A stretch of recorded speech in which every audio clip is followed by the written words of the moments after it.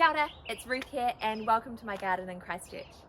If you're in New Zealand, welcome to the end of day 2 of our nationwide lockdown. I hope you guys are all good, and maybe again it might have spurred you into doing a bit of gardening. So despite me wearing a t-shirt right now, last night was -3 degrees and I've been really worried about our fruit trees because last year in October we had a massive frost and we lost a whole lot of our fruit.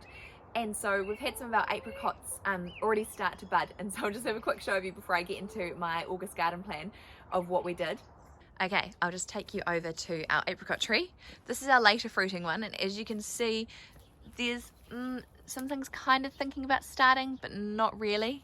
This one looks like a spider has attacked it, which I need to take it down now because it's going to be warm. I've got some bubble wrap and some frost cloth, but if I can get in,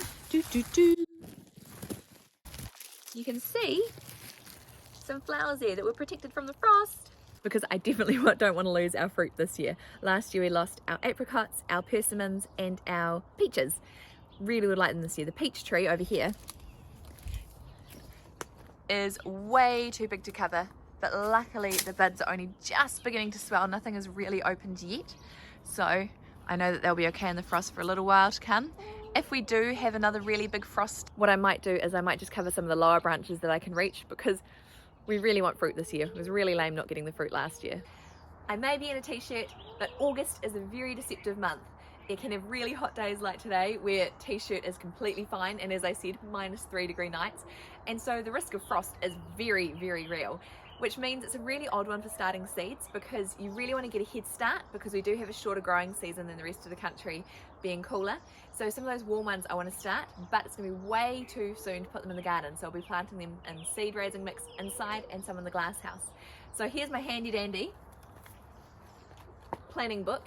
As you can see, I've got a massive plan for August and haven't actually written anything that I've done yet. I've done a few random tasks, but I think as I started making my plan I got really just way too excited. But the good thing is a plan is just a draft really, and I can roll over a lot to September, and we are already near the end of August, and that's where I've started seeds last year. And that's what I've loved about this book, is this is my 3rd year of using it, and so I've got 2 years of what I've done so far, which means I can look back and see when I planted things and when I harvested things, which really helps. So I know that last year I planted my tomatoes in August, the seeds end of August, and I had the best tomato crop I'd had so far. Also the glass house, but did plant some outside of the glass house. So I know that I'm going to be planting my tomatoes again this time. So I'll just go through a quick run through of the seeds I'm thinking about planting. Definitely tomato seeds and eggplant. Eggplant is also what I planted this time last year. It was the first time growing and I grew them in my glass house. I had little ones last year, and from King's I've just bought some bigger ones because we really like eggplants. They're great on the barbecue. If you haven't tried that, we're big barbecue fans. Spinach, lettuce, because we always love those, same as tatsoi. A bit more broccolini. Growing broccoli in the summer is a little bit dodgy because they do grow well, but it's when all the aphids come out, and so you can be growing some good broccoli, but then it's all riddled with either caterpillars from the whitefly or aphids, which makes it inedible. But I'll give a go just planting one more lot of broccoli or broccolini for the season. Kohlrabi.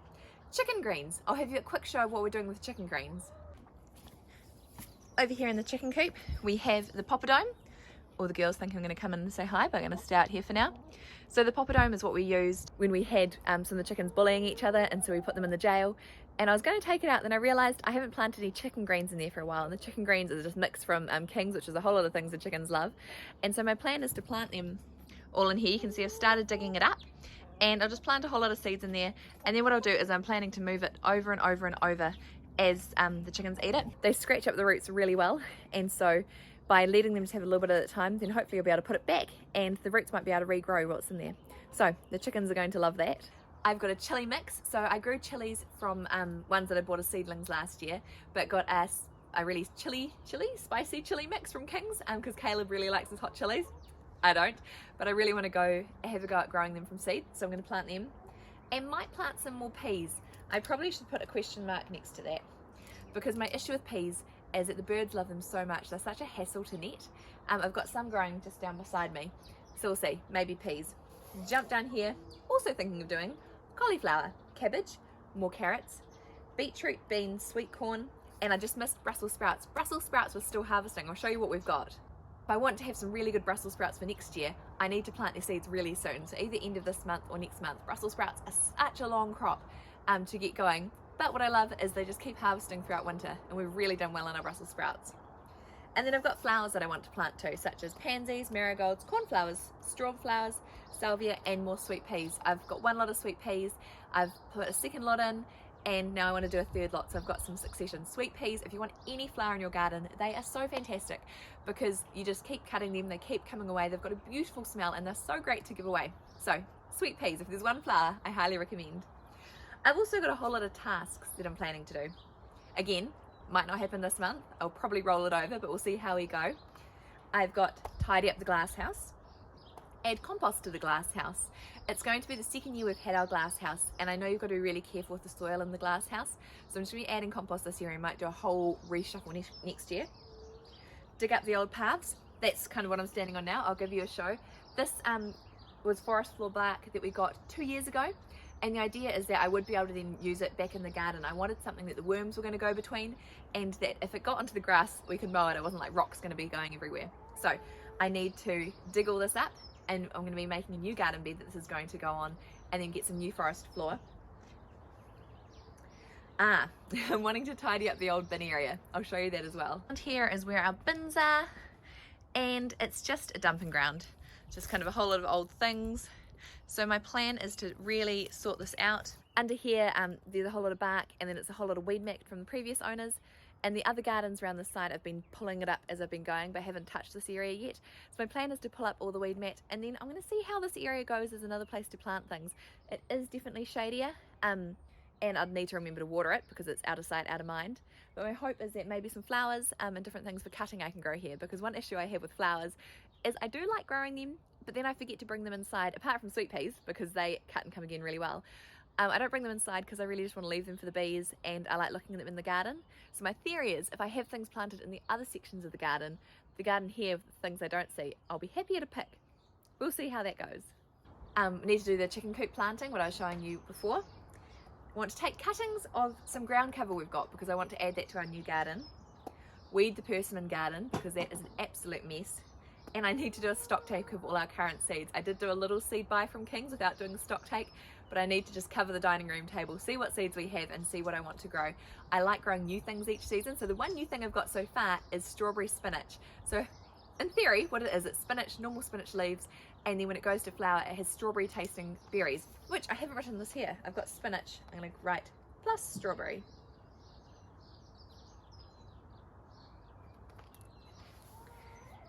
And then I've got a few building projects. Well, one, I want to make some coop planter boxes. I'll come back to that in another video if that happens. And I run a sunflower competition, which is exciting for the sprayed in area, so I need to start thinking about that. And when I'm doing my plan, I have a look at Gardenate. There's a book from Sarah the Gardener that I look at, and there's the Southern Star, like South Island Garden book. And one quote I really liked from that was, if mud clings to your boots and your garden tools, it's too wet, which I really need to remember because we've had a lot of rain. I'll get our gauge. In the last week, we've had about 27 mils of rain.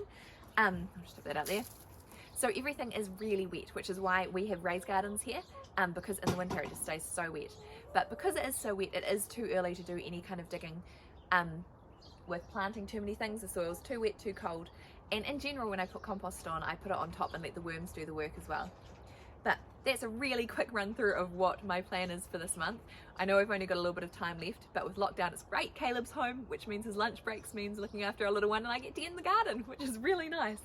So I'll see you next time for a kind of an update of what's going on, and then for another garden plan, and we'll see what we've done through August.